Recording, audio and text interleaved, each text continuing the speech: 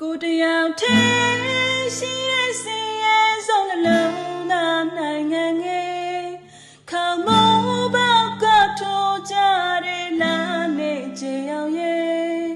ရိုင်လေတော့မဲ့တေကလေးရဲ့ချီနဲ့နေပုံရဲ့